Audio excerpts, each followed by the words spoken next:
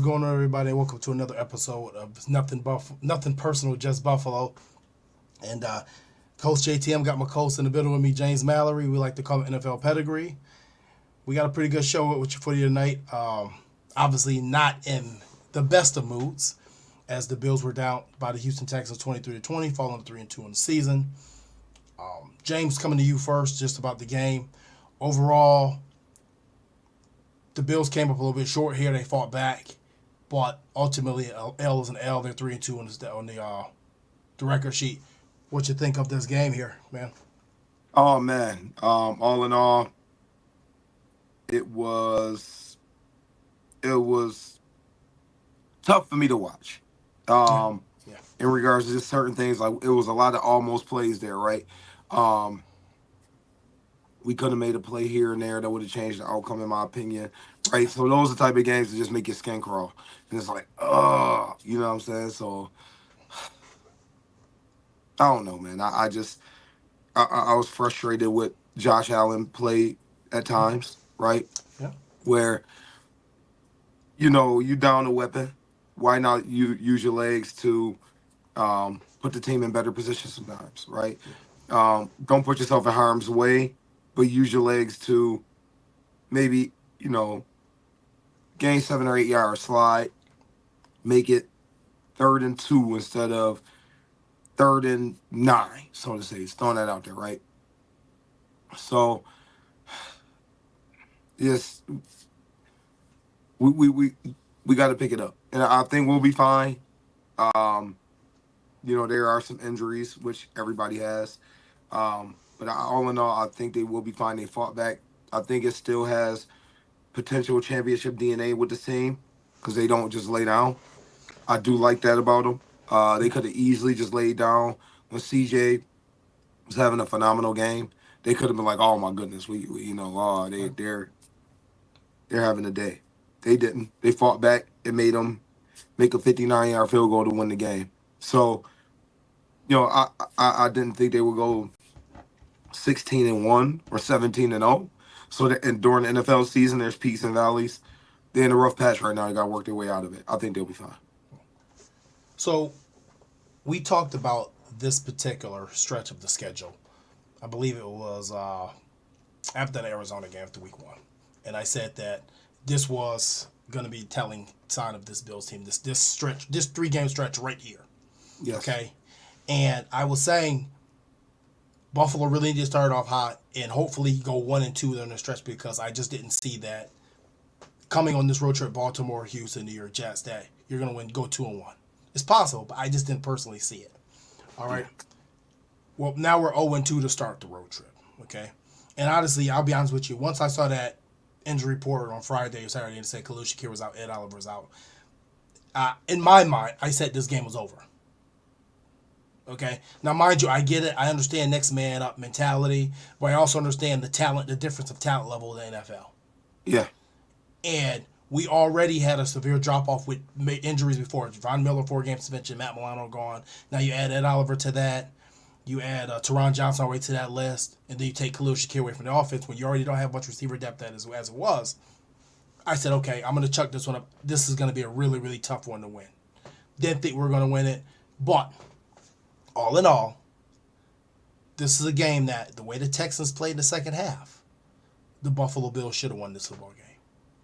And that falls squarely on the shoulders of 17.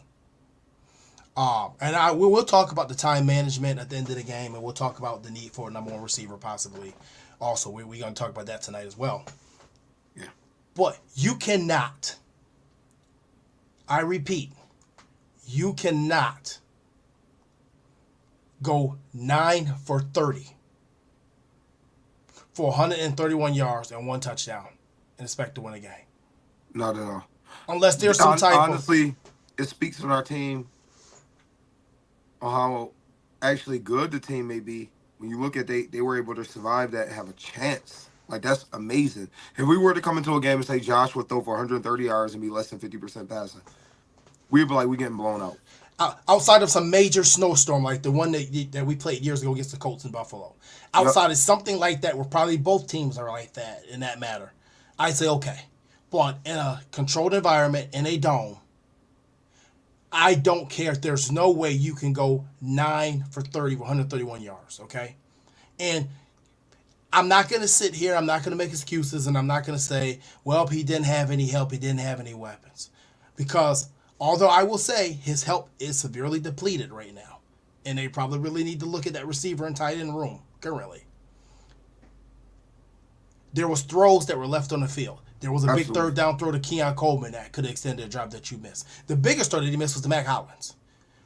The difference between this game, ultimately, when you look at the score, may have been that C.J. Stroud hit that throw to Nico Collins and Josh Allen missed his shot to Mac Hollins.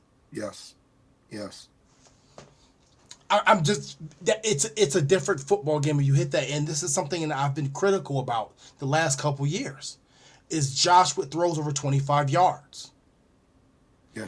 And I've been saying for the arm that he has, it just seems like for some reason, no matter who it is, we can't connect. And mind you, I get it. Everybody goes back to the Stefon Diggs dropping the playoffs last year, and the who was the other guy that dropped it? The special teamer guy that was with Miami before. He dropped the ball too in that game.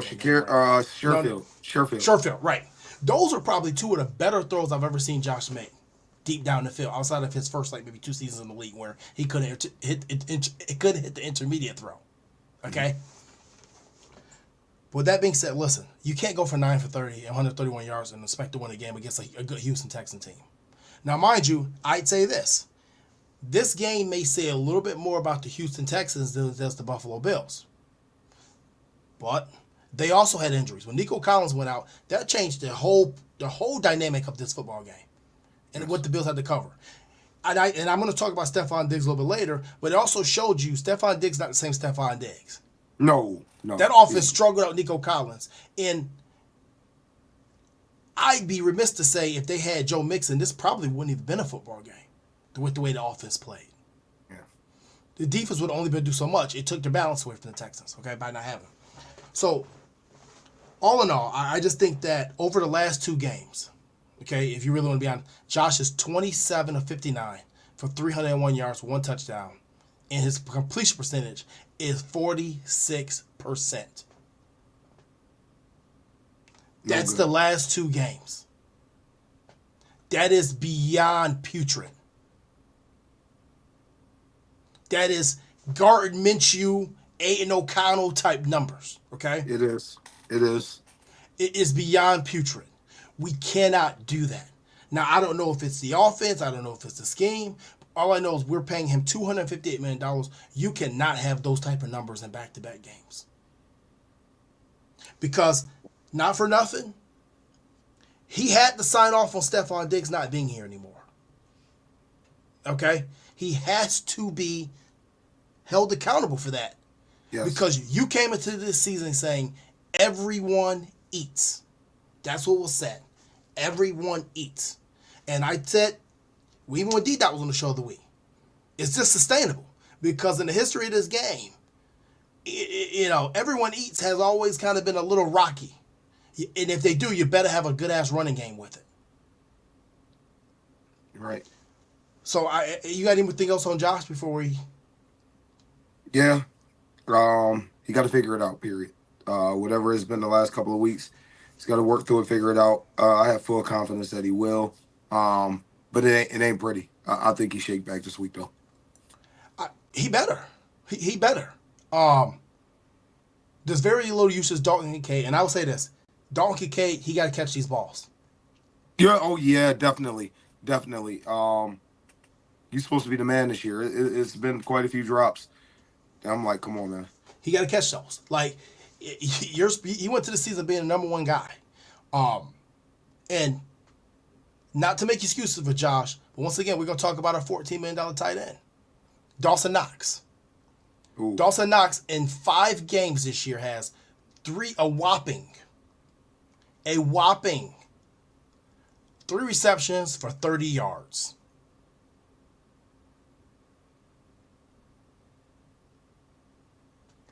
I got nothing to say, JT. That's where he is, Doug. He has had 3 receptions for 30 yards this season. Terrible. I said it when we gave the contract. And I say it now. We should have never given it. You did. You did. You definitely did. You definitely Said did, we should have JT. never given it. There was nothing in this world that said he deserved that contract. And we gave it. And Yeah, we're paying for it. yeah, we are. We are. We could use that money elsewhere. We had to draft Dalton Kincaid in the first round. And I'm not against that, okay? I like Dalton Kincaid.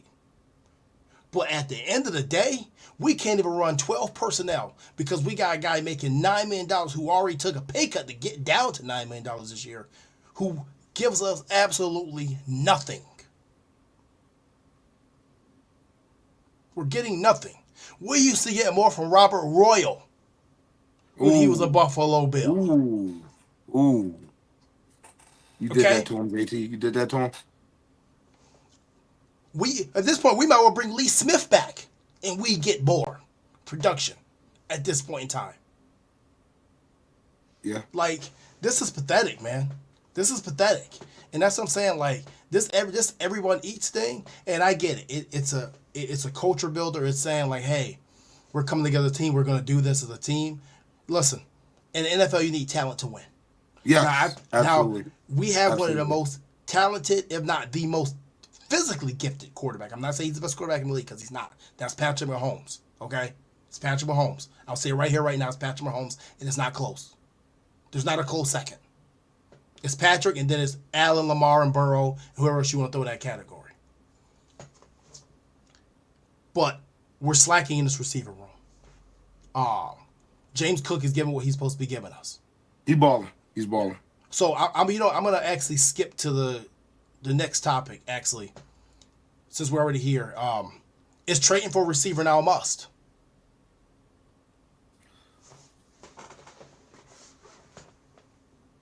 It's hard for me to say it's a must because they show we looking at 5 games, right? And they show flashes where this group of weapons could be enough. They've shown that to me, right? But at the same time, if you have the opportunity to trade for somebody that can help this team, I don't think you pass that up, right? Me personally, I think you get a safety. I'm concerned about the safeties. I am. You know me. I will put safety 1, receiver 2. I'm very concerned about them safeties. Starting DeMar Hamlin. Yeah, anyway, back to receivers. If we had to get one, I'm a fan of Deontay Johnson. Yeah, that's the name that's out there. It's the name that's out there. Yeah. He was my brother's teammate in Toledo. When he was at Toledo, I remember going up there and I'm like, this dude is different. Come to find out, that's who it was. Then they had John May Johnson and then Cody Thompson. They had a squad. Anyway, that dude is a baller.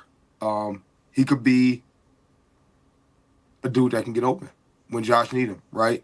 But with him, you're going to get some of the things they had in Pittsburgh, right? I believe there's some attitude things going on there and whatnot. But that's the name I would like to get. I don't see Devontae Adams being realistic. Yeah. And Cooper, I don't really know what we would get there. I mean, I know he can play. Not saying I wouldn't be happy if we got him. But Deontay Johnson would be and you'll probably get him a little bit cheaper too than the other two, Deontay. But I mean, I think that as far as trading, and don't forget Dan Morgan there, so that's a natural trade partner. Yeah, and that yep. Yeah, actually good working relationship. That's a good point there. Real good point there. But I would say, obviously the Raiders want a 2nd round pick for Devontae Adams, and I think the holdup is going to be is they don't want to eat the contract. They want the team to eat the contract plus 2nd round pick, which normally you don't get both. If you get the 2nd round pick, you're probably going to eat a major chunk of that contract that's remaining. I kind of think that I got this feeling Devontae is going to end up in Pittsburgh. Ooh, yeah. That's where I think he's ultimately going to end up, because when you look at how the cap space works and who has what, the Bills or Chiefs are monitoring the situation. That means that we don't have the cap space to do it, unless they want to make it work.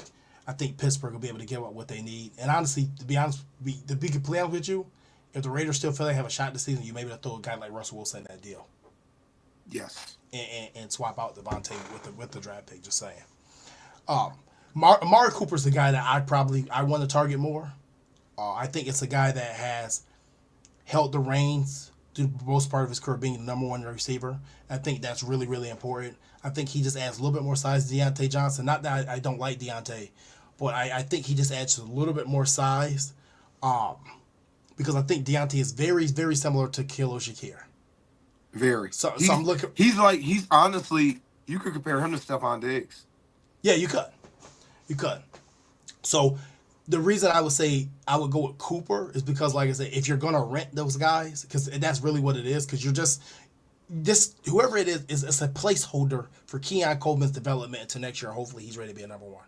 Yes. Well, Devontae Adams comes with a higher trade tag and a higher price tag as far as contract-wise that you're going to have to finagle. Amari Cooper comes with basically about no years left on his deal after this year and probably about $1 million prorated on this contract. What's the Deontay Johnson numbers? You know? Let me look real quick. Actually, I'll look up for you real quick. Hold on. Let me just see. I know he's in the last year of his deal too. Yeah, he signed a new deal, so I know he's getting a decent amount. Hold on, I'll look that up for you really quick. Let me see if I can find it real quick for you. Sorry, bear with me. Deontay's in the last year of his deal. His cap number's $10 million this year, which would be prorated if he's traded. So I mean, it's gonna be about $7 million coming in, but it'd be prorated, so it's probably about $3.5-4 million if you got him around trade deadline time, somewhere around there. But the asking price for him would be a lot cheaper, obviously. But I think Cooper's the easiest one to go. Obviously, the Browns are in complete turmoil. You could probably get him they want a third-round pick. I think you could probably get him for a fourth and like maybe a seventh or fourth and a sixth. And call you think they keep him in the AFC, or you don't think they care? I don't think they care. I think they just won't trade him in the AFC North. Okay. At this point in time, they got bigger fish to fry. They got a quarterback that got $200 million on the hook that they can't get rid of. So they're just stuck. I think they got bigger problems. So if it was me, it would be more of a Amari Cooper. But I'll throw you a wild card name out here. Obviously, Romeo Doubs from Green Bay. Yes. Obviously, he just got suspended for a game. He skipped practice twice purposely last week because he wasn't happy with his role in the offense, and he suspended him for this Sunday's game versus the Rams. Now, if you want to say, hey, we don't want to break the bank, we don't want to pay a high price tag as far as contract-wise, a high price tag as far as trade compensation goes, well, this is a guy who's 23, 24 years old. He's 6'2", 207. He's shown to be very capable of playing good ball. So maybe if you think long-term here, maybe you go after Romeo Doubs if Green Bay is willing to move him. Obviously, Green Bay has Christian Watts, you have Jaden Reed, you have some guys over there. So maybe Romeo Doubs is a name that you throw in here to kind of get the best of both. Okay, it's not necessarily a rental. We're not paying a crazy contract, and we're not paying crazy draft compensation. So maybe you look at something like that. And honestly, you know what? Not for nothing. You're not using Kyrie Elam. Maybe in one of these deals for Amari Cooper, maybe for Devontae Adams, one of these guys deals, period, maybe you try to throw a Kyrie Elam if you have no plans for him to maybe ease the compensation just a little bit. Just saying. That would kind of be my take on it. But I would say if we receiver a must, I know you like safety first and receiver second, but the way this offense will look, and I say these numbers for Josh Allen again, last two games, 27 of 59, 301 yards, one touchdown, and a 46% completion percentage. I think you almost have to get a receiver. I can agree there. Let me ask a question. Yeah. What's Mike Edwards' contract? What did we sign him to? I don't remember. I think it was like two. It was like $2 million, something like that. Okay, no, I was just thinking if we would be able to trade him because he's been inactive a couple times. Yeah. And I know Carolina has some safety issues. Yeah. You know, if you trade a Mike Edwards and a pick for Deontay Johnson, that help lessen the blow too, depending on what his number is. Right. No, so yeah, it could be a guy you could probably try throwing a deal like easy compensation, you know. But obviously, you got to remember keep in mind that teams like the Raiders and Browns are probably in rebuild mode. So I don't know if they want, like I would say, a Kyrie Elam maybe is a guy that could be you see as a coaching staff. Maybe this guy is a part of my rebuild down the line. Maybe I can get some use out of him, you know. Yeah. But we'll see. But moving on, those are the names that I'm looking at: Devontae Adams, Amari Cooper, Romeo Doubs, and you threw a really good name in there, Deontay Johnson. So we'll see what happens. But I think that it's a must. You got to get another receiver. You have to. Even when she get healthy, you have to get. Is Doubs in year 2? Doubs in like year 3 or 4. Okay. Yeah, he wasn't So a rookie last year. Yeah. I think he three. I think he year yeah. three. Cindy has a question for you. I thought Hamlin looked good, James. Why do you not feel that he not look good? What are you seeing? He's very average, Mm-hmm. right? Um, and he makes plays, but he makes them late, right? When have you ever seen him break up a pass? When have Right. you ever seen him make a play at the line of scrimmage? Right? Those are the things that kind of concern me because in this defense, safeties are part of the run fit. Like you don't just hang out 12 yards deep and then make a tackle at 7 and 8 yards. You're part of the run fit, right? Right. So that kind of concerns me with him. And I'm not saying he's a terrible football player, but it's a worry for me when that guy's starting for you. Well, he a starting safety on a Super Bowl team? Probably not. So I'm looking at it that way. Right. I think it was good to see Cole Bishop in there this week as well. Obviously, Sean McDermott said that he got better and better as the game went on, which I actually agree with. My concern with Cole Bishop is what position you put him at. Or is he a strong or is he a free? I think he's more naturally a strong safety, but I think if you could play DeMar Hamlin at free safety in the defense, you probably get rid of Cole Bishop with time. Yep.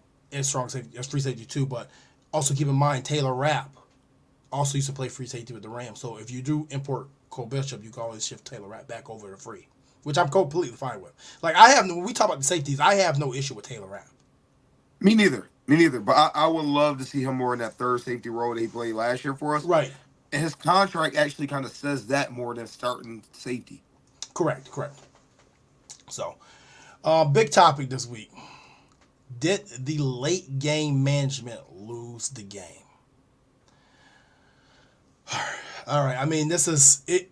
It's a tough. It's a tough call in my opinion. I know there's a lot of analysts that really just down Sean McDermott on this one. From a coaching standpoint, James, the Bills got the ball back, if I'm not mistaken, and someone correct me on this if I am incorrect, but I believe the Bills got the ball back with around 50 or 41 seconds left, I thought it was. It's like 50 something seconds. I can't remember the exact number. Yeah, I'm going to look it up now. But just tell me what you thought about the late game management and the ideology or what behind it possibly in your mind. I mean, they had 3 timeouts, right? So to me, it really didn't matter if you passed or ran the ball. In actuality, passing the ball, you know, the same amount of time as running the ball because the clock was going to stop anyway. That's how I looked at it. I understand why people are upset. It's hindsight. Oh, well, we should have ran it, right? I mean, then you face the risk of a safety, right? Imagine if we lost the game by 2 points. The score was 22-20. Oh, that was stupid for us to do. That's how I kind of look at it. Right. You know I'm what? totally fine with the decision. I You know, am. It just didn't work sorry. out for us. Tony Lidgar says actually a good comment, and I actually didn't notice this until he just said this. Don't forget, McDermott turned down a 10-second runoff right before Buffalo got the ball back. Did he? Yeah, you know what? And he's right. It was a penalty, or was it an injury or a penalty? I forgot what it was. It was a 10-second runoff though that he did turn down. I just can't remember what. Tony, if you remember exactly what it was, can you just tell me what it was? I'm drawing a blank, but I do. It's coming back to me. Um. So I'd say this. I know a lot of people saying you run the ball, right? So the Bills got the ball back with 41 seconds remaining on that clock. All right. The Texans have 3 timeouts. In my mind, and this is what I'm kind of looking at. Say you do run this ball 3 times. A run play maybe takes, mind you, from the 2 yard line. You're not doing anything funny. You're not doing any tosses, any stretches, anything that's going to be developing or pulling. You're probably just hitting A gap, hitting the B gap, and just trying to get some yardage, right? Yep. Let's say you take 4 seconds. I'm going to say 4 seconds. Let's say you run the ball 3 times, 4 seconds. All right, 41 seconds, 37 seconds timeout. Run it again, maybe. And mind you, I'm not saying you get the first down. If you get a first down, great. You go into overtime. But if you don't get the first down, and let's say it's 3 yards, 3 yards, maybe 3 yards.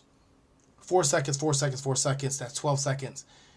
You're punting the ball, maybe from 8 yards further from not necessarily in the end zone, Yeah. and you're still giving the Texans the ball back with 12 seconds and 41, 10, 20 to 27 seconds left. Maybe after the return, maybe 22 seconds. So depending on the return, you're kind of still in the same situation. The situational football part doesn't change much because even if the Texans return the ball, let's say they got the ball at the Bills' 46-yard line instead of their own 44-yard line or 47-yard line. 110, 15-yard completion, and you have enough time to go up there and spike the ball. Yeah. Because you're still kicking a 60, 59-yard field goal. It's the same situation, but I think that where McDermott was right at was trying to move the chains. If they don't have 3 timeouts, yeah, you can run it 3 times and call it a day. But with 3 timeouts, you have to get a first down. Yeah, still. To take this ball in overtime. But then we're also not talking about if there's a holding call in the end zone. Yeah. If they shoot the gap. If they shoot the gap because they expected a run to come. If are they shooting the gap? Are they going to tackle for safety? The game's over. It's a tie ball game. Okay? It is not like we haven't seen the Bills lose a game on the 1-yard line before damn near. Go back to Minnesota 2 years ago. Yeah. It ain't like we haven't seen it. We've seen almost everything you could see in Buffalo. Yeah, we have. But in my opinion, admit it. People must admit it. But my opinion was, okay, you throw the ball 3 times. You're trying to take at least 7 to 8 seconds off the clock each play. Okay? The Bills ran 25 seconds off the clock. That's an average of 8 seconds a play. You're not getting 8 seconds off a run play. You're not. Now, mind you, if Josh Allen hits that ball, I think it was Curtis Samuel crossing, or maybe it was Mac Hollins crossing, that he threw into the dirt, we're not having this conversation. Not at all. If we convert when he comes back from the concussion that I think that he had that we didn't take him out at, or they didn't diagnose him with, and he scores a touchdown in the red zone, we're not having this conversation. So for me, to jump on McDermott, I think it's partially kind of wrong. We have a superstar quarterback that is on Madden covers, on saving commercials, on all type of commercials, that overall ultimately did not get the job done. Yeah, why not put the ball in the hands of your guy, the franchise, the face of the franchise? Why not? Like, why not? That's how I look at it. If you don't want McDermott to have to coach in late game situations, then damn it, don't put him in there. And the defense gave them the ball back and deep in Texans territory for a chance to win the game. And we did not do it. Period. Yeah. So, once again, yeah, did McDermott manage it wrong? I personally don't think he did. Me neither. We ran 25 seconds off the clock. I don't feel like you were going to be able to run 25 seconds off the clock, run the ball 3 times. Because you're assuming that the Bills are going to bust one out for at least 8 to 9 yards. Now, if you do that, great. Go to overtime and we see, hell, who wins? But when the Texans knew we had to run the football, it's the times that they stopped it. Yeah. Yeah. Now, you're right there. Now, mind you, would I question some of the play calls that we had as far as the passing game? Yeah. I'll question a little bit. I'll question how we tried to pass. Like, I think Dan Orlowski said he didn't have a problem with the passes, but maybe a bubble screen, maybe something like that to get the ball out quick and let somebody scamper and run. That I agree with. And I even got another idea, okay? I watched the Pittsburgh Steelers-Dallas Cowboy game the other night, and I purposely watched this. Same scenario before halftime. Only thing is Dallas had 2 timeouts.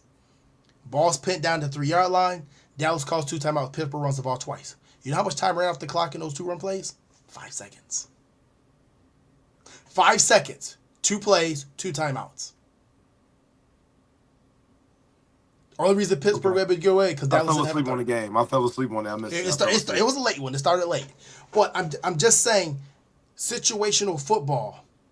This is what I'm talking about. And I get it. I hear you, Ray Cruz, get Hollins off the field, but not for nothing. Hollins was open multiple times that game, and Josh missed him. Hollins hasn't been a bum, though. No, he adds great value. Great value. Yeah. He's not a bum, but he's not a difference maker out there. He's definitely not a bum. Yeah. Now, I will say this: are we overusing him on the field? Absolutely. Yeah. Absolutely. But does he have a role in this passing game? Absolutely. He has a role within the passing game as far as red zone targets, and he has a role in the passing game as far as being a big body receiver, making tough catches, and actually in the run game too, downfield blocking. But we're overusing him now. 100% we're overusing. I think they said in our chat, Clayton or I believe it was Travis said something about overusing like we did Andre Holmes, and I actually agree with that. Yeah, We are overusing him. So yeah, I think we overuse him. That's why I said we need another receiver. And I said this on the show with you and D Dot the other week where I said, listen, I saw a full wide receiver set out there against the Ravens, and it was Khalil Shakir, Matt Collins, Dalton Kincaid, and Dawson Knox. And I said that 4 wide receiver set is a problem. That means you need another one. So, yeah, Stevie Franchise, we definitely need to use Samuel better. Someone said I personally think he's still hurt. Someone else said that in the chat earlier. I want to give him a shout out because someone said that earlier. I don't want to. It was me. No, someone in the chat said it too. Oh, C Rose on YouTube said that Curtis Samuel has turf toe. He probably isn't healed yet, and we know turf toe could take all season. Yeah, I don't think he's fully healthy. I don't think so either. But then they also miss a lot of time together, so there's not a connection there yet. Yeah, true. Sandy wants to talk. Let's talk Bass. Seeing these super long field goals and Bass missed so much, we need to get a kicker. I know we saw 2 guys, but there were other teams' castaways. Just saying, he missed chip shots. That's gonna be a conversation I think for after the season. You can't really get out of that contract right now. You'll eat like $3 million or $4 million dead cap. But after the season, that's gonna be a conversation. Mental note right here. Just make sure you remember I said this. I went to the UConn versus Temple game the other day. Okay. Shout out to my guy Tim Cameron took me to the game there for he actually got us on the field during the game. I saw a kicker, and Kate might write this name down, Bills Mafia. Matthew Cerullo from Temple. He hit a 60-yard field goal right in front of me in college. Straight down the pipe. Would have been good for 65. The reason I say write that name down is, A, he's a kicker. He kicked a 60-yard field goal in the college game. I believe he kicked a 64-yard field goal 2 weeks ago. Wow. Yeah. And he's kicking at Temple, which is in Philadelphia, which is the Northeast. That's conditions. Yes. Remember other year I said, 2 years ago I said, is Tyler Bass going to be consistent when the weather starts? Because remember, they never used to let him kick in the weather. Yes, you're right. 50-yard field goals, we would not kick. And I said, this is going to cause a problem later. And my problem with Tyler Bass is, can he not kick in the weather yet? Now, mind you, they ain't got nothing to do with the dome that he missed in and stuff like that. But just in Buffalo in general, that's my worry. But we can't do anything right now. All right, moving on.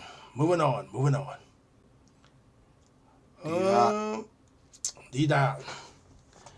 Stefon Diggs, all right? Did Stefon Diggs get the last laugh in your opinion? No. Now, Diggs I believe he had 6 catches in that game for 82 yards, and the Bills receivers total, had 4 catches for 76 yards with 141, with a big catch coming from Keon Coleman, 41 yards of it. Do you think he got the last laugh? No, because it's about his beef was not getting far enough and all of that. If they flame out in the divisional round and the Bills go to AFC Championship or Super Bowl, that's the last laugh. The last laugh, it's not about one game. It's about the end result. So it's way too early. If he had 150 yards, but they flame out in the divisional round, what was it all for? You get what I'm saying? I don't think so. Not yet. I think the verdict's still out on that, but I don't think so, no. Okay. So I'll say this. Doesn't matter what the Bills do this season. The Bills could go, 5-12. If he doesn't get to the Super Bowl with the Texans, then he doesn't get the laugh. Because your whole part of leaving Buffalo was you want to get the job done, right? We all see that meme that he stands on the field at the end of the KC loss and McDermott has to get him and he's just looking, right? If you have to do that again somewhere else, no, you don't get the last laugh. And Cindy brings up a good point. Did you see he said thanking the team how much this meant to me? Okay. All right, I'm gonna go all the way in on Stefon Diggs at this point in time. Okay. Please stop acting like you're a goddamn victim. You're not. Okay? You put out a tweet about leaving Minnesota and Brandon Beane saw it and he came and got you. Okay? Yep. Was he an elite receiver? Absolutely, 110%. Okay? But you wanted to leave Minnesota because you were getting overshadowed by Adam Thielen. That was really the main reason you wanted to leave Minnesota, was Yes. being overshadowed by a teammate. We showed a little bit of selfishness. Didn't have a problem with it. You come to Buffalo, okay? You come with this young hotshot quarterback that they're trying to turn into one of the best in the league, and they see the potential, and they're like, hey, we get this number one guy. Will it advance him? It did. They helped each other, okay? Stefon Diggs was still the same Stefon Diggs. He was in Minnesota with just more targets and more yards. But coming to Buffalo put you in a small market that marketed the hell out of you and made you a household name. Yes. Stefon Diggs was not a household name before he came to Buffalo. And if he'd went anywhere else, he may not have been a household name because you would have been, once again, overshadowed by someone like Adam Thielen, which is the main reason you want to get out. Okay? Yes. Now, did we agree with some of his gripes he had about players not coming to play in big games? Absolutely. Me and you personally never disagreed with him on that. Never. We felt like some of the boys didn't come to put their hearts out and came to win. We didn't disagree. But what we disagreed is how you handled it. Because, as I said last year, the way that you went about things, Sean McDermott never needed to be disrespected by you. Brandon Beane never needed to be disrespected by you. Josh Allen never deserved to be disrespected by you. If you don't want to be here, that's fine. But don't act like a victim. Because let me tell you something, okay? After you lost that game to the Bengals, and I've never said this on air, but I'll say it now. Statute of limitations, I don't care. I'll say it now. After you lost that game to the Cincinnati Bengals in the playoffs, okay? You went off. You got mad. Obviously, we know what you were going off about. Not disagreeing with you. I'm not going to say what that was. I'll leave that one alone. But in the offseason, you call a player from the New York Giants, and you tell him to tell Brian Daboll and tell Joe Schoen to come get you. That player then puts you on FaceTime with Joe Schoen and Brian Daboll. And you tell them, come get you. And they tell you, hey, you know what? Put the trade request in. If they are willing to trade you, we'll come get you. Now, they knew like hell you weren't going to get traded because it would have been like $50 million in dead cap at that point in time because the contract was brand new. This is what you did, okay? This also did turn into, you remember when he came back to camp and he stayed away from the Bills all off season, took everything off his Instagram and all that stuff like that, was in France doing nothing but clothing line stuff, which I'm not knocking you how you end the off season. We know Stefon Diggs comes in, he trains hard. But you wanted nothing to do with your teammates. You alienate yourself purposely. Okay? Well, you came back to camp and you got into a Sean McDermott. Why? What people don't know in the public is it's probably because he knew that you called Joe Schoen and Brian Daboll and told them to come get you, which is 110% totally disrespectful. And yeah, Absolutely. They should have sent you home for the day. And Sean McDermott should have been pissed at you for doing that. 110%.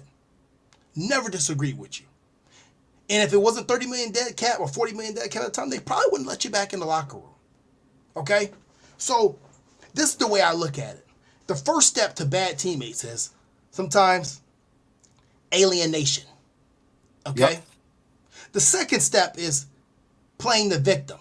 So you alienate yourself, and then you don't want to be close to certain people, and then you play the victim like people are treating you differently. Very narcissistic, by the way, if you want to say that.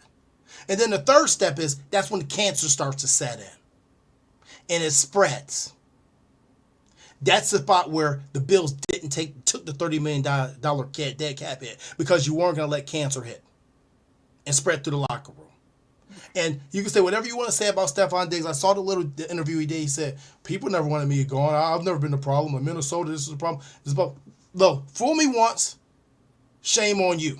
Fool me twice, shame on me. This is time number 2. Okay? No. This is time number 2. This means that's you. This is Stefon Diggs. You're causing the problem. Okay? Now, I saw the post-game handshake with him and everybody else. And I could tell just by that, there's a lot of players in Buffalo that still love Stefon Diggs, which is probably why they got him the hell out of here. Because those certain players that love him, they have been the ones that started looking side at your quarterback. We can't have that. We can't have that. We can't have nobody looking side at her 17. I'll talk bad about him sometime about how he played the other day because he played like shit. Excuse my language. Yeah. But we can't look side at him. That's our guy. That's the face of the franchise. This is the face of the new stadium that's coming, that we just paid $2.4 billion for, that the PSLs are selling for $8,000, $10,000, and $15,000 and $20,000 for the seats. He's going to put them asses in the seats. Like, I like you, Steph, but you're not even going to be playing anymore about time that stadium is, because he looked slow the other day. So when we talk about Stefon Diggs getting the last laugh, no. You don't get a last laugh until you put a ring on this finger. And I ain't talking about a wedding ring or Cardi B. You get what I'm saying? I ain't talking about Cardi B or the wedding or the ring that you steal from other people. I'm not talking about that. I'm talking about a Super Bowl ring. Until you get that, you don't get the last laugh. And guess what? If Houston falls short, you got 1 year left for your deal. So while you guys are glad that you got this game for him, you better look side at him and see if he's going to try to get his ass to Dallas to get with his brother like he's been trying to do. Is he going to have your back like you got his? You better be real careful, Houston. You better be real careful. That's all I'm going to say about it. So he don't get the laugh until he get a ring. We're going to start calling you Drop the Mic JT. Hey, listen, man. I mean, like, listen. I've supported Stefon Diggs his entire career here in Buffalo. That's his entire career, period. That dude works hard. Works so hard. Okay? I'll never talk about his skill level. I'll never talk about how he trains. The only thing I ever talked about is how he handled his situation here in Buffalo. And I think that some of the stuff he did was just dead wrong. And some of the stuff he was pissed about, he was correct. I have no issue with it. But when we talk about the things that you did leading up to this, come on, man. Don't play victim. You played a big part in this. And then now you got the articles coming out talking about, well, he never requested a trade. Come on, bruh. You know exactly what you did. Yes. You never officially requested a trade, but you talked to Joe Mixon when Joe Mixon got traded to Houston and told him to come get you. Come on, man. You pulling this LeBron garbage. That LeBron political garbage that you're doing. Stop it. Yeah. You requested the trade without requesting it. And you alienated and you made yourself a cancer, so they were forced to trade you. Hey, I mean, well said. It's nothing else I can really add to that, right? We know Stefon Diggs wanted out now. We all had speculation, but we know for sure now that he wanted out. You know what I'm saying? So with that being said, man, I'm happy that he's happy. I think Houston's going to get the short end of the stick. He's not going to be there. He's not going to be there next year. And if he is, that means they extended him. Good luck to you. Two teams have done that. Yep. And the Bills are actually going to get the last laugh because we got the draft pick, right? So if he leaves, we win, right? You get a 1 year rental. If it's not for a Super Bowl, if they don't get a Super Bowl, it's all for nothing. That you make a deal to get Stefon Diggs on that team to win a Super Bowl, not to just get to the AFC Championship. You make that to get to the Super Bowl, period. If you don't get to the Super Bowl, all for nothing. And guess what? End of the day, when Nico Collins went off that field, it changed the entire game.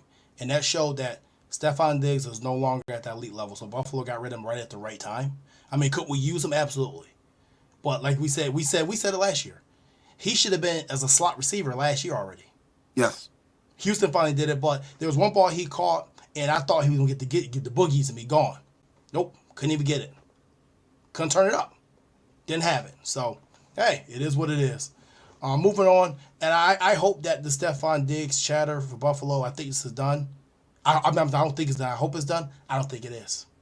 We're going to see them again. Yeah. I think we're going to see them again.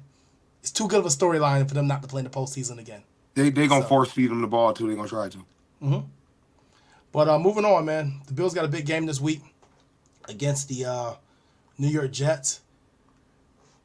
Oh, you know what? Actually, real quick. C-Rose says Josh looked awkward with him at the end of the game. You know what? The interaction. I didn't talk about that. I will say this. I did think the interaction was really awkward. I think Josh was just being a class act and saying, hey, good game. But you could tell there's a big issue there. For those guys to put those type of numbers that they put together for those 4 years they played together and to barely have just a regular good game when you're talking to Mr. Trubisky, you're talking to Quentin Morris, you're talking to Deion Dawkins, and that was sad to me. That actually made me feel sad. There's somebody that took moments for granted. That's all. Yeah. And they'll look back 15 years after their career is over, like, man, I should have handled that differently. He'll be doing an ESPN special about how he should have handled it differently, and blah, blah, you know how that go. And it's sad because I don't think that situation ever going to get repaired itself. I don't think it's ever going to repair itself. And it shouldn't be that way. Nope.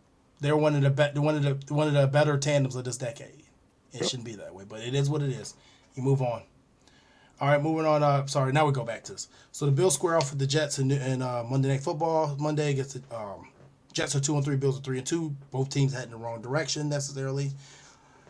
Man, big game. Who do you think needs this game more? The Bills or the Jets? No question, the Bills. Okay. You cannot go to 3-3. You can't start off 3-0 and go to 3-3.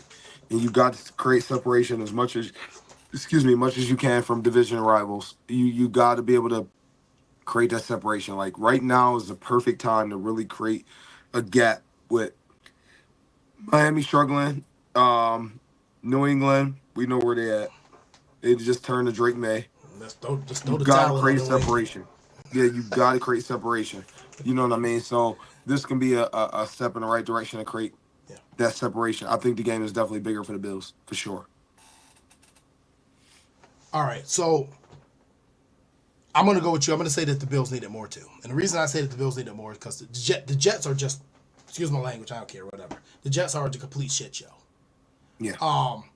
You got the sideshow that comes along with bringing in Aaron Rodgers. The only thing you're not getting is you have not got the elite level Aaron Rodgers that had played in Green Bay that made it tolerable. Yes. You're getting this old looking, broken down Aaron Rodgers who can't move in the pocket, arm is not as strong as it was, and cannot connect with these young receivers, and probably is going to be having New York media get in his head. And now it's not tolerable. And we're going to talk about the Robert Saleh firing because that's huge implications on this game. So I say that the Bills need it more, and I say that the Bills really need to come out and really win this game. They need to have a very good offensive football game because if not, people going to start questioning McDermott about the Joe Brady hire. Yeah. It's coming. Yeah. Yeah. It may be. That Aaron Rodgers, that Jet situation is bad, man. But you know what they're going to come out doing? They're going to run the hell out the ball. They are going to run the hell out the ball on Monday Night Football. I got a funny feeling that's what they're going to do. After watching that Ravens game, they are going to run the football. Yeah. You're going to get Breece Hall. You're going to get Braylon Allen. They're going to run those dudes a ton. I think that's what we're going to see, me personally. CV Franchise says, why are these prime game games bunch up together? You know what? I believe it's because they put the Bills, especially away primetime games, on purpose early in the season because Bills Mafia travels. And the league has found a way to say, okay, if we know that the Bills Mafia are going to travel and they're going to fill up 40% of the stadium, let's put them in this away game of these teams that, and not necessarily the Ravens, but let's put them on the way early at these primetime games to make sure these seats that we make all the revenue we can make from these other teams. Yep. And they know the ratings are going to be really high because Bill Mafia has some of the highest ratings as far as viewers during these games. So I would say that's probably the reason why. D-Dot says, I hate the idea of playing a team as a head coach change. It can go one of two ways. Guys play lights out because they're trying to keep their job, or B, they continue to play like ass and the Bills dominate. Yeah. Let's hop right into that, the Robert Saleh firing. So, obviously, the news broke today that the Jets fired Robert Saleh after 3.5 years. A lot of weird, crazy reports coming out. He was escorted out, which comes out to be just protocol, just walks about the building. Just like you and I, if we ever got fired from our jobs and we had to go to the office, you're going to get escorted out by HR. Same thing in NFL. Yeah. Just happened that you're escorting these guys that are like 6'6", 300 pounds out. So you probably do have to have security. No, for real, yeah. Then there was a report that Woody Johnson, the Jets owner, met with Aaron Rodgers last night on Monday night, but he never talked to Aaron Rodgers about firing Saleh. Then there was a report that Saleh was coming in this morning to fire Nathaniel Hackett. Now, we know that Nathaniel Hackett is Aaron Rodgers' personal OC, if you want to call it that. Just complete utter shit show. Complete shit show. So I'd say this. With this firing happening and Aaron Rodgers saying he was blindsided, and all these three reports coming out, is the advantage to the Bills, yes or no? Because this doesn't seem like the normal firing where it's like, let's put a spark in this team. I don't know what this is. Yeah, it's gonna be more that's gonna come out of it. Right now, I do think it's an advantage for the Jets because we don't know what the heck they're about to look like. We don't know if they're gonna come out firing the ball 50 times. We don't know if they're gonna run the ball 50 times. Like, you don't know what you're gonna get. Talking game plan, right? Like, different head coaches have different philosophies. I think right now, as we speak, is more of an advantage for the Jets, or it's not an advantage for us at the moment, for me, in my opinion. I'm gonna say it's an advantage for Buffalo. I'm gonna say it is, and the only reason I say it is, okay, because this move has seemed to catch everybody off guard. Now, if reports are true that Woody didn't come first with Aaron Rodgers, which he doesn't have to, okay? This isn't Green Bay, and he hasn't been there for 15 years. Yeah. But if the reports are true that he didn't converse with Aaron Rodgers, he didn't converse with Joe, what is confirmed that he didn't even tell the GM. He did not tell the GM at all. He just supposedly did this. So if reports are true that he didn't tell Aaron Rodgers, didn't tell the GM, he just called him into the office. This dude had no idea he was getting fired, and you just fired him, and then named the DC, the head coach. The advantage got to be to the Bills. Because to me, that's not lighting a spark or lighting a fire under a team. That's adding to the dysfunction. Yeah. That means you have poor communication in your building. Now, mind you, NFL and every team in this is its own business entity. Okay? As soon as your communication is screwed up, that's when you start looking like Cleveland and how the Browns look currently. That's what happens when your communications are screwed up. You start crossing lines, and there's problems to be had. I don't think this is going to light a spark. And hey, like I said, I know what you said, you don't know what they're going to do, but we kind of do. You did fire Hackett. He's going to be doing. Don't forget the head coach could potentially, depending on what type of head coach you got, could have influence, right? Good. So it depends. I guess I just asked this question: what could you possibly do different that you haven't been doing? Now, they haven't been running the ball the last two games, so I agree that they're probably going to run the ball, but that's not something that Buffalo should be prepared for. Yeah. That's just the same Jets team we played the last 2 years before Aaron Rodgers. Basically, yeah. I'm just concerned that, I don't want to lose this particular game. We lose the next time we play them, it's different than we lose today, Monday. We got to win this game. Must win for you. I'll tell you what. You played James Conner. You played Derrick Henry. Okay, you played Derrick Henry 2 weeks ago. If that didn't prepare you for this run game, then I don't know what to tell you. You don't even have to watch Lamar Jackson running this time around. Yeah. So, I'll say this. The Bills need to be prepared. Okay? And D-Dot makes a good point. He said, and the head coach is DC, so those guys tend to be more conservative, probably not trying to rock the boat. If anything, it's probably, like you said, it's probably going to be, hey, let's take the pressure off Aaron. Let's pound this football. Yep. The Bills need to be prepared for that. So, I don't know, man. I don't know. We're going to see. Let me ask you a question. Do you agree with the firing of Robert Saleh at this point in time? I don't. No, I definitely don't. So it's some underlying issues there.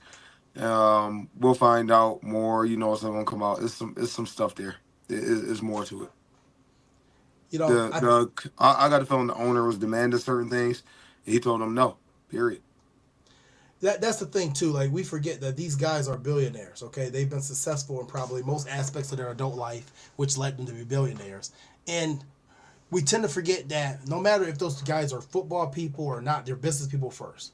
Yes. And a lot of them, they make rash decisions. Sometimes good, sometimes bad. It's how they got to this point. But you got to be careful with the NFL. I mean, I think we thought when Terry Pegula first took over the Bills, he was doing things that were business moves, but they weren't really welcome moves in the NFL. Yeah. So, obviously he took a step back until he got Brandon Beane and Sean McDermott. But you have to be careful what you do. But I don't know. I think it's a big game for the Bills. I think it's a game that it's a must win. You have to win this game. Hopefully this week they get something done with a receiver. Like I said, I'm hoping for Amari Cooper. If you can get Deontay Johnson, that's fine too. But you definitely need another weapon out there. Don't know if Curtis Samuel's healthy or not. I'm going to give him the benefit of the doubt and say he's not fully there yet. But at the end of the day, there's not a good connection right there going between him and Josh. We can't sit and wait. The other thing I say about the receiver part 2, James, is the conversation between Terry Pegula, Brandon Beane, and Sean McDermott before the season. If that conversation was, listen, we're probably going to take a step back, get some young guys in there, play, hopefully compete, but if we don't, we'll get back at it next year, then you don't make those moves. You keep letting these guys get the reps. If that conversation was, let's see how close we can get, we're still trying to compete for that Super Bowl, then you have to make a move. The only 2 young guys is Keon Coleman and Shakir. Right. The person who reps will be cut down is Mac Hollins. Right. And I don't think it will affect anything. Well, me personally. See, the thing is, those guys are young, but they're new. So really, I mean, we got 3 guys that we're trying to filter in, and a tight end who's taking over a lot bigger role than he had last year. Because remember, we didn't get Kincaid going to the second half of the season. Yeah. And then we have the other tight end who just completely non-existent. He might well be Casper out there. He is, yeah. Casper, the friendly damn tight end. Yeah. Now you see me, now you don't. We only see Dawson Knox on Thursdays. Matter of fact, what day do NFL players get paid? When you NFL, what days did you get your paycheck? What was it? It was an odd day on Wednesday. That's something I can't even remember. Yeah, I tell you what, I know where to find Dawson Knox. We find Dawson Knox on Wednesdays. I bet you if we played more. I bet you if you get your paycheck on Wednesday and we played more Wednesday games, we'll find Dawson Knox with his hand right out. Slap it right here, Terry Pegula. Give me this $9 million. Casper, the friendly tight end, is what I'm going to call Get JT, y'all. Get JT. Don't you? I was on one tonight, man. That's what it is. We went from looking for Gabe Davis in the milk carton to now replacing with damn Dawson Knox. We always got somebody in that damn milk carton missing, except on Wednesdays. All right, That's JT, y'all. That's JT. That's JT. Get JT, y'all. Get JT. No, you're not saying nothing wrong though, bro. Yeah, no. But yeah, that's a big game. Bills need to win it. You got a score prediction? You could potentially blow these dudes out, or it could go the other way. I'm gonna go here. 31-13. I'm sorry, Buffalo. 31-13? Okay. I'll say this. I think the Bills are going to win this one like 31-20. I think that the offense is going to wake up. I know Sauce Gardner got a concussion too. I don't know if he's going to be playing this game. We'll have to keep an eye on that. Actually, I'm not even going to go 31-20. I'm not even going to go that high. I'm going to say the Bills are going to win this game. I'll say 21-17. I don't think it's going to be high scoring. I think the Jets are going to try to pound the football, and I think the Bills are going to play safe ball too as well. If the Bills could win this game versus the Jets, it's not important to win this game versus the Jets because of the Jets. It's important to win this game versus the Jets because of Miami. Yes. Okay. Tua's coming back. And whether he goes out with another concussion or not, God willing, I hope he does not. When he comes back, there's going to be hell to pay with Miami. Okay? Those other guys are going to be in midseason form and ready to go. You don't want Miami to be a game or two behind you. You want to have some more separation. The Jets, I'm not worried about. I've been saying all year, it's Miami's the team that I felt was going to win this division. If the Bills stay constructed as is. Yeah, if we get too much of a cushion on, they ain't gonna catch us. Right. Because I don't think they can beat us. Yeah. And we get to end this in the game, I don't think Miami can beat us. So I would say we're a bad matchup for Miami, like the Jets are a bad matchup for us. Right. And if we could beat the Jets this week, you could potentially end their season. The Bills have an opportunity right now to completely kill the Aaron Rodgers era in my New York. Yes. Just being honest. And they need to New York is on life support and they need to pull the plug. The Eagles are going to take over and it's going to cause so much dissension and dysfunction that it's not going to be tolerable. But hey, on that, Mal, man, you got any final thoughts? Let's get it together, Buffalo. And let's go take care of business. That's how I feel right now. Let's get it together. Let's shake back, and we good. Hey, that's it, man. Nothing else more to say. Just get the job done. Get the job done. Period. There's no excuses. Get the office together. Figure it out. Josh has to hit the shots. Cook is still playing great ball. Keep giving the ball. Get the other guys involved. That's it. No excuses. Find a way to get this win. Then come back to Buffalo. You start getting your guys back. You start getting the Matt Milanos back soon. You start getting Teron. You may get Teron Johnson back after this one. So Yes. I'm praying that I'm praying that they won't. But if they do, it's gonna be some questions to be answered, and that hot seat, Sean McDermott's seat, is gonna heat up really bad. Yeah. Whether it's fair or not, that's to the person to decide. But it's just the nature of the business. So, other than that, thank you guys for tuning in. We'll be back next week. We didn't get D-Dot on this week. We didn't talk too much about the office this week, so hopefully we can get him on. It wasn't much to talk about this week. Not at all. They didn't give us much. But thank you for tuning in the chat too. But yeah, we'll catch you guys next week, man. Be safe. If you live in Florida, our prayers are with you. Please be safe, Yes, all right? prayers. Everybody affected by the hurricane. And family members as well, too, and friends and family. Got a lot of Bills fans down there. A lot of people in general. So prayers out to Florida. All right, guys, catch you guys later. Peace.